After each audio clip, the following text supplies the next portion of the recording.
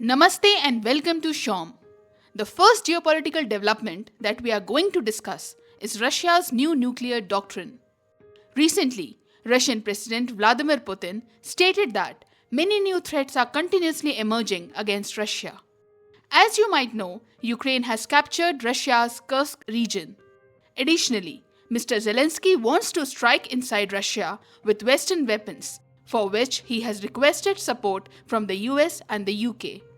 In this way, new kinds of threats are arising for Russia.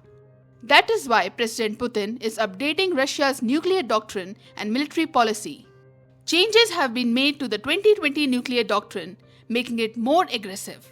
This means that the threshold of threats or conditions under which Russia will use nuclear weapons has been lowered. Now, Russia may use nuclear weapons even in response to a lesser magnitude of threat. For example, if any non-nuclear country attacks Russia with the support of a nuclear country, even if the attack is carried out with conventional weapons, Russia can still respond with nuclear weapons. This means that if Ukraine, which is receiving support from the US and Western allies, attacks Russian territory with conventional weapons like hypersonic missiles, drones, or cruise missiles, Russia may respond with nuclear missiles. Not just Russia, but even if Russia's ally Belarus is attacked, we could see a nuclear response from Russia. So with increasing threats, Russia's nuclear doctrine has become more aggressive. Previously too, there was a provision in Russia's nuclear doctrine for using nuclear weapons in response to conventional attacks. But now, the terms have been further clarified. According to Mr. Putin, this is necessary for effective deterrence.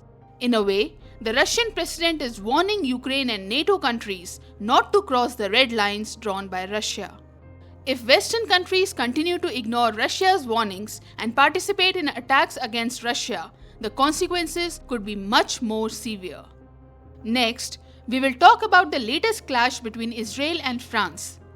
You might have heard that Israeli PM Benjamin Netanyahu has severely criticized French President Emmanuel Macron.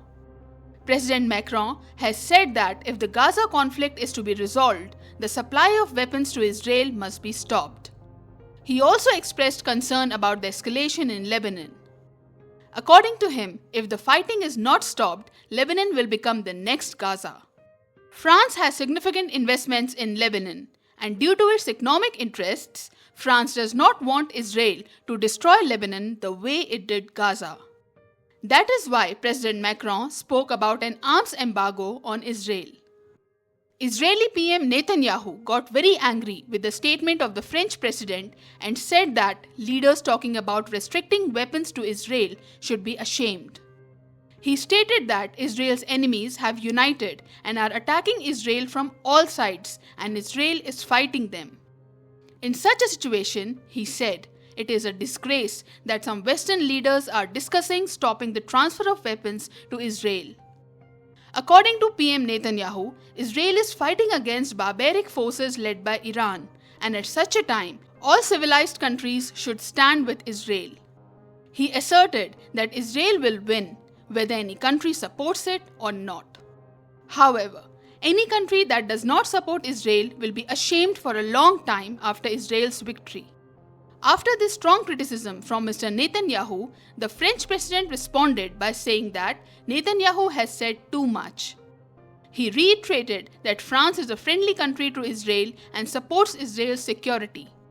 He clarified that he only wants an immediate ceasefire in Gaza and Lebanon, and for tensions in the region not to escalate further. He emphasized that civilians should be protected, hostages should be released, and diplomatic solutions should be pursued. Next, we will talk about the visit of the President of the Maldives to India. Maldivian President Mohammad Muizzu came to India at the invitation of Indian President Murmu. During this visit, India and Maldives elevated their ties to a comprehensive economic and strategic partnership. Negotiations for a free trade agreement have also started between the two countries.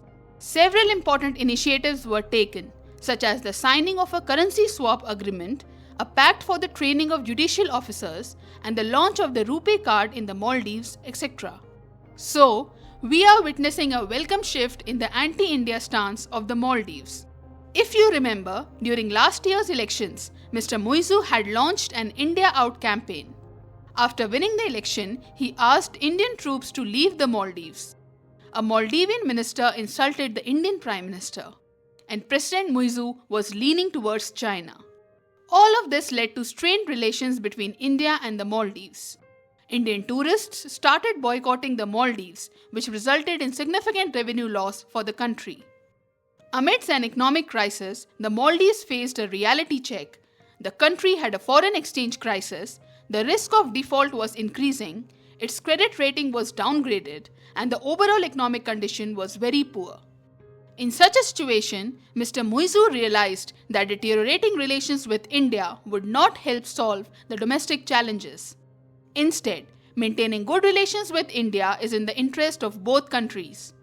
Recognizing the strategic importance of the Maldives, India continued its outreach to the country, and gradually, President Muizu's tone changed. He began to state that India is a friend of the Maldives and a valued partner, and that the Maldives will not do anything to endanger India's security. As you can see, the entire approach has shifted. Now, during this visit, President Muizu once again said that India is aware of the economic condition of his country and is always ready to help the Maldives. This is true. During crisis, India has always acted as a first responder for the Maldives. It is a positive sign that relations between the Maldives and India are improving. This is a great development for security and stability in the region. Finally, today's last topic is the US defense package for Taiwan. Before leaving office, US President Joe Biden wants to help Taiwan as much as possible. So recently, he approved a military aid package of $567 million for Taiwan. This will help Taiwan respond to foreign crisis. In this context, foreign crisis refers to China's potential invasion. We know that China considers Taiwan as part of its territory, which it wants to reunite with the mainland. Chinese President Xi Jinping has openly stated that if necessary, force will be used to achieve the reunification of Taiwan. China regularly demonstrates its strength in the Taiwan Strait and creates pressure on Taiwan by conducting military exercises. To counter Chinese aggression, the US provides military support to Taiwan. Naturally, China gets very angry at this and considers any form of military support to Taiwan as a provocation. In response, the US claims it is supporting Taiwan's self-defense and ensuring that peace and stability are maintained in the Taiwan Strait. Officially, the US follows the One China policy, meaning it does not recognize Taiwan as a separate country. However, it still provides defensive weapons to Taiwan. There are elections in the US next month, so we will have to wait and see who wins and what the new administration's approach toward Taiwan will be. According to experts, regardless of who wins, the US approach toward Taiwan is likely to remain largely the same. The US will continue to support Taiwan to counter Chinese influence in the Indo-Pacific and to secure crucial semiconductor supply chains. That's it for this session. We will cover more geopolitical updates in the next video. Thank you for watching.